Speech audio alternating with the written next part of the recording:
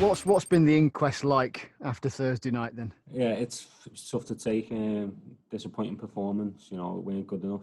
Didn't really lay a glove on them, and we've got to try and move on now because we've got a big game on Monday night. You'd been flying going into that match at Leicester. Can you put your finger on why it was as it was? No, I think that's what's the hardest thing to take is that we don't really know why, and you know we were in good form going into it. We were in good shape, and we just didn't turn up. So what have you done in the intervening period, whether that be time off just for rest or in training, to try and sort of shake that performance out of the system? Yeah, I mean the gaffers obviously had a word with us, and you know made it sink in, and we've had to obviously rest because there's such a short space of time in between games. But we'll obviously do recovery today, and then we'll be back at it tomorrow.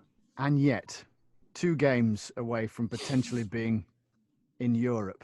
That's a heck of a carrot, isn't it? It is, yeah. I mean, we've got it all to play for. We've got 2 big, massive games. I think it's good that we're back at Bramall Lane on Monday to put that Leicester performance behind us, and hopefully we can go out there and get the 3 points. The Sheffield United squad doesn't change much from one week to the next. A lot of you have played an awful lot. Is there a degree of mental and physical fatigue right now? I'm not sure. I think that's just maybe a bit of an excuse about what happened on against Leicester. But I mean, personally, I've been injured, so I'm starting to feel it a bit. But I think it's just a mentality. I think we'll be flying going into Monday.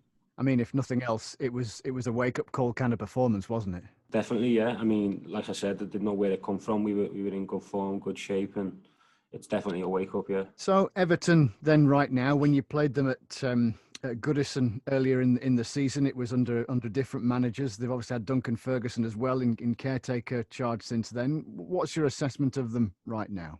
They're a top team. Everton's a massive football club. They've always got good players. And obviously, the manager speaks for himself. It's going to be a tough game, and we're going to expect the best Everton side that there is, and you know, hopefully we can go out there and get a reaction. Under Ancelotti, it's almost as if they've taken on a different feeling about them. People don't think of Everton as maybe a team that could challenge for Europe. They're a team that kind of are expected to, even though they're not right now.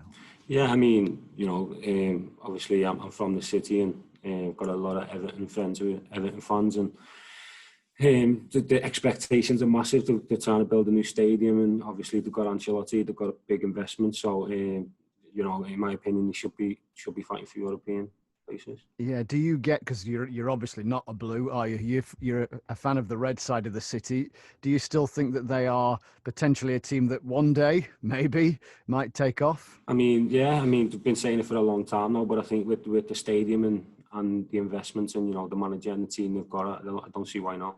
But you've had their number this year, haven't you, already? That must give you some confidence going into the match on Monday. Yeah, I mean, we beat them at Goodison Park, but to be honest, I don't think it was a very good performance by us on the ball. I think we done a defensive job on them, and hopefully at Bramall Lane we can be better on the ball, and you know, with the same results, hopefully.